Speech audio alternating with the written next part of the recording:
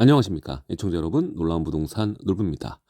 자, 오늘 오후 1시에 원래 강의 영상 올리기로 했는데 오늘 일요일입니다. 근데 대출 관련해서 또 속보가 떴습니다. 그래서 오늘은 세로 영상으로 여러분들과 함께 이 대출 관련된 내용 함께 살펴보도록 하겠습니다.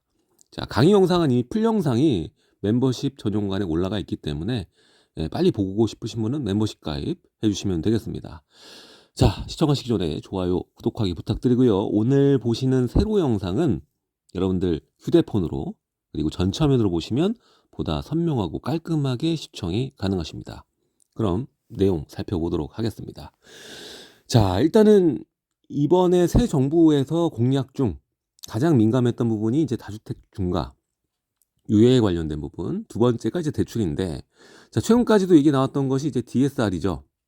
자, 우리가 전에도 얘기를 했지만 이 LTV를 아무리 풀어줘봐야 이 DSR을 조정하지 않는 이상 큰 효과를 거두기 어렵다. 실제 이제 그 수요자들 입장에서 보면은 이제 소득이 조금 많으신 고소득자, 이 어지간한 고소득자 아니면 안 되거든요. 그렇기 때문에 웬만하신 분은 이제 DSR 때문에 이제 LTV가 올라가 봤자 별로 크게 도움을 받지 못한다. 이런 얘기를 드렸었는데, 자, 이게 검토가 어느 정도 됐었냐면 이제 5억. 원래는 이제 지금 2억, 1억으로 줄어들죠. 이제 올해 또 1억으로 또 줄어들 예정인데, 그게 넘어가면 대출금이 그게 넘어가면 DSR 적용 바로 되죠. 근데 이거를 이제 5억까지 5억을 넘어가는 수준에서 DSR 적용한다. 이거를 검토를 했었는데 또 바로 이제 여론이 들끓으니까 이거를 또 무마했어요. 그리고 DSR 고려한 적 없다. 그리고 LTV만 얘기를 했습니다. 그리고 여기에서 곁들여서 우리가 많이 기대를 했던 부분이 뭐냐면, 지금 이제 15억이 넘어가면 대출을 안 해준단 말이죠. 근데 이거를 풀어주는 걸 또 기대했단 말이에요. 근데 거기에 대한 언급이 전혀 없다가 오늘 또 언급이 되었습니다. 어떤 내용인지 보시죠. 자, 인수위 15억 초과 주택 주담대 허용 검토, 대출 봉쇄 기준선 상향. 그러니까 이게 그냥 이 주담대 대출이 안 되는 구간을 풀어주는 게 아니라, 완전 봉쇄가 아니라 이 기준선, 지금 15억 선인데 요거를 위로 올리겠다는 얘기죠. 그래서 결국에는 대출을 완전 푸는 건 아닌데 요거를 좀 상향하겠다. 이렇게 얘기를 합니다. 자, 원래 우리는 이제 시장의 자율성, 시장에 맡기겠다. 그렇게 기대를 하고 있었는데 또 이거 대출선을 위로 옮기면 기존에 우리가 겪었던 부작용이 또 위로 올라가는 거예요, 결국. 이게 참 재밌는 부분이거든요. 이게 왜 재밌냐면, 기존에 이제 15억 대출 끊었을 때, 이 밑에 있는 뭐 13억, 요런 친구들이 바로 붙어버리고, 이 위에 이제 이 구간에 있었던 친구, 15억 조금 넘는 친구들, 이 친구들이 거의 1년 동안은 지지부진했단 말이에요, 가격 올라오는데. 근데 최근 들어서 이제 좀 올라온 거거든요. 근데 또 이 기준선을 상향하게 되면 그때 곤경을 겪었던 그 친구들이 또 걸릴 확률이 굉장히 높아지는 거예요. 이게 보면은 뭐 지금 뉴스에 나오는 거는 뭐 20억 이렇게 얘기를 거는데, 지금 이 친구들이 걸려서 고생했던 친구들이 지금 20억쯤 하거든요. 또 걸리는 거예요, 얘네들이. 뭐 대표적으로 치면은 이제 마포에는 뭐 마레프나 이런 친구들이 이렇게 되는 건데 또 걸리게 되는 겁니다. 그리고 그 밑에 있던 친구들은 또 계속 증진하겠지, 속도가. 이때 이제 뭐 10억? 10억에서 뭐 12억, 13억 요 위에 있던 친구들이 바로 여기로 가는데 얼마 안 걸려서, 속도가. 근데 이 친구들은 또 여기까지 가는데 얼마 안 걸리게 되는 거죠. 대출이 되니까. 그런 부작용이 또 이루어질 수 있다. 자, 그런데 지금 아직 뭐 정부 출범한 거 아니잖아요. 인수위가 하는 얘기가 너무 많고 왔다 갔다 하니까 여러분들 여기에 대한 전적인 신뢰를 하시기보다는 감안은 하고 있어야 돼요. 만약에 이렇게 된다라면 난 어떻게 해야겠다. 이러한 전략을 세우셔야 됩니다. 대출이 만약에 풀리잖아요. 지금 우리 한번 교육을 받았어요. 15억에서 끊겼을 때 어떻게 됐는지. 이번에 뭐 20억이 됐던 뭐 이 금액에서 업앤다운이 있겠지. 그렇죠? 어떤 금액이 되던 이 밑에 있는 친구들 있잖아요. 15억에 갈렸던 친구. 그러니까 15억에서 뭐 17억 요 사이에 있는 친구들 있잖아요. 요거는 제일 빨리 사는 사람이 승자예요. 갈아타기를 하실 거면. 예. 요 구간에 있는 친구를 보고 있다. 승자입니다. 그리고 자본이 만약에 있으시다. 그러면은 이 밑에 있는 아이들 보지 마시고 이 위에 있는 거 그냥 전세 끼고 사두시는 것이 훨씬 더 수익률은 모르겠지만 금액은 높다. 요거를 좀 명심하셨으면 좋겠어요. 지금 대출이 안 되니까 뭐 10억에서 15억 선에 있는 아파트를 실거주로 보고 있다. 그렇다면은 저 같으면 이 위로 본다는 거죠. 15억에서 17억 친구들 전세가율 조금 그나마 좀 나은 것들 전세 껴놓고 사둘 금액 비싸게 들어갈 거예요. 예. 넣어놓고 일단은 첫 번째든 두 번째까지든 임대를 놓으시라. 그러면 요게 20억에 붙을 겁니다. 빠른 속도로. 예. 그리고 또 반대로 이제 20억 좀 위쪽의 라인으로 보시고 계셨던 분들은 생각을 좀 해보셔야 돼요. 한동안 또 표류할 거니까. 예. 자, 그리고 중요한 게 뭐냐면 이게 이런 식으로 되면 이 봉쇄선이 이제 올라가면 이제 갈아타기 수요들이 거의 유효 수요라고 보시면 돼요. 예, 갈아타기가 여기에 연관된 수요다. 그러니까 무주택자와는 연관성은 없는 거예요. 무주택자는 어디서 기회가 나오냐면 여기 뭐 10억 그 내외, 그쵸? 뭐 5억에서 15억 사이에 있는 아파트. 예. 여기에 있는 분들이 이제 갈아타기를 해서 15억에서 여기 기준선까지 있는 뭐 20억이 됐다고 치면 여기에 있는 아파트로 갈아탈 확률이 굉장히 높습니다. 그러면 여기에 있는 수요자들은 물건을 내놓겠죠. 요즘 같은 경우에는 이제 선매수 후매도 전략을 잘 안 쓰시죠. 요즘에 잘 안 팔린다. 예, 그래서 공경을 겪어서 일시적 2주택 하려고 했는데 그냥 2주택자로 가셔야 되는 분들 꽤 많이 발생을 했기 때문에 자, 그래서 요것도 생각해야 돼요. 여기서 나오는 또 하나의 또 부작용점? 부작용이라고 하기보다는 기회죠, 기회. 뭐 가지고 계신 분들은 좀 그렇지만 이게 경쟁합니다. 뭐 경쟁하냐면 다주택자 양도세 중과 완화 그리고 일시적 2주택자 매물 이게 3파전에 가는 거예요. 3파전.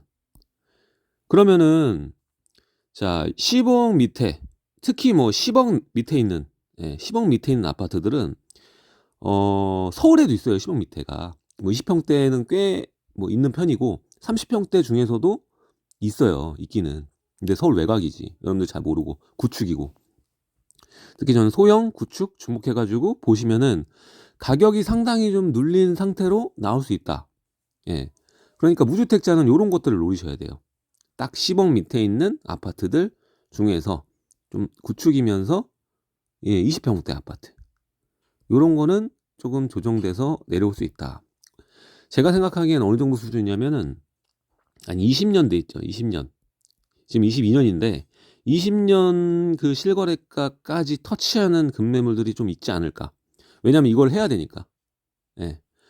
그래서 이 경쟁이 3파전 간다는 건 굉장히 큰 의미예요. 지금 다주택자 중과 완화랑 일시적 2주택이 붙는 상황인데 대출 규제 완화 때문에 셋이 붙는 거예요. 셋이. 예. 그래서 지금 빌라라도 사야겠다 생각하시는 분들은 차라리 이제 아파트를 10억 이내에 있는 아파트들 보면 기회가 올 수 있다라는 거죠. 자, 이게 이렇게 돼도 제가 생각하기에는 이제 새 정부가 깔리면 알겠지만 다주택자 중과 완화가 되면 매수세가 쉽게 붙을 그런 상황은 안 돼요. 예. 이게 팔고자 하는 사람이 어느 정도 있으면 매수세가 쉽게 붙지 않거든요.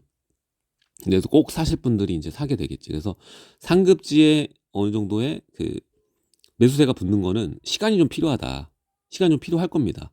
올해가 아니라 이제 내년으로 넘어가서 어느 정도 붙는 게 보일 거예요. 처음에는 초반에는 조금 우왕좌왕 할 거예요. 다 이제 관망을 조금 어느 정도 할 거기 때문에 그걸 잘 보셔야 되고 관망하는 동안에는 또 거래가 안 되잖아요. 팔려고 내놓은 아까 3파전. 그러니까 여기에서 기회가 무조건 발생한다. 전 이렇게 봅니다. 자, 뉴스 한번 살펴볼게요. 자, 인수위가 주택담보대출 금지 선을 3억에서 5억가량을 상향하는 방안을 검토 중인 것으로 확인됐다. 검토입니다, 이거. 자, 3억에서 5억이니까 18억, 20억 요거죠.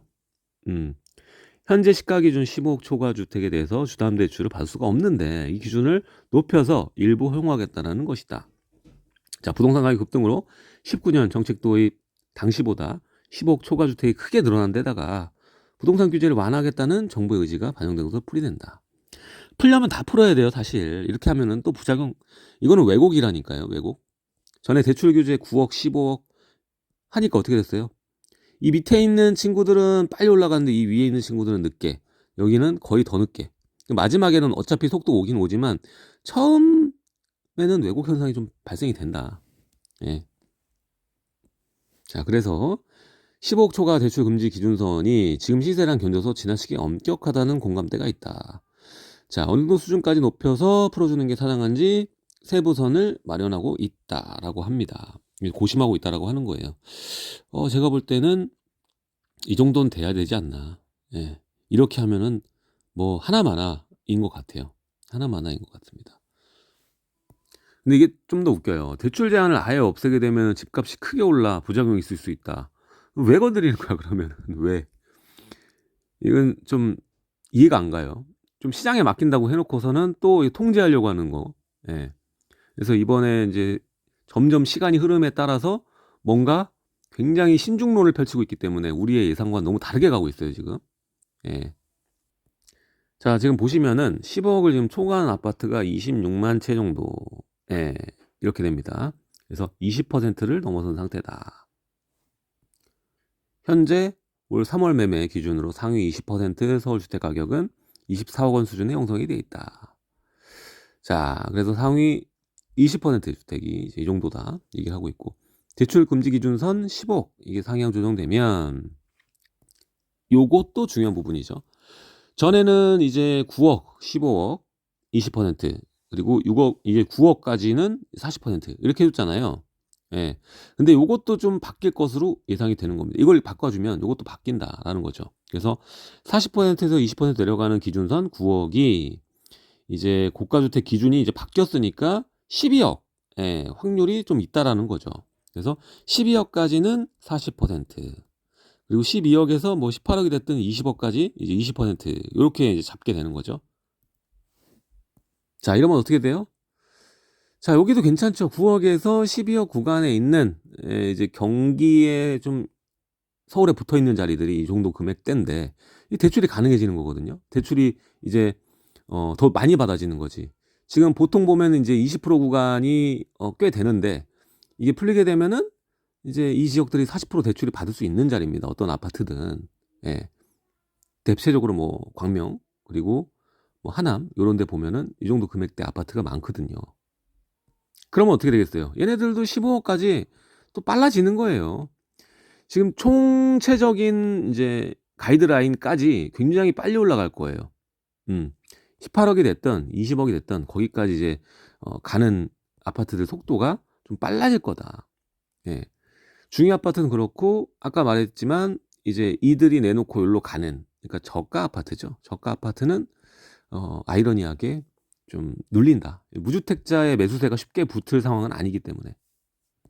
자, 그래서 지금 여기에서 뭐 급등 폭발 뭐 이런 거는 되기 어렵다라고 생각하는 것이, 이제 어차피 다주택자는 대출 적용 안 되고 또 이제 생애 최초 주택 구입 주택, 야 이거 못한데, 주택 구입자 갈아타기, 예, 요런 수요자에 한해서만 핀셋 완화를 하게 되면 예, 폭등하지 않고 실수요자도 15억 초과 주택을 살 수 있는 방향으로 출구 전략을 세워줄 수 있을 것이다. 이렇게 얘기를 합니다.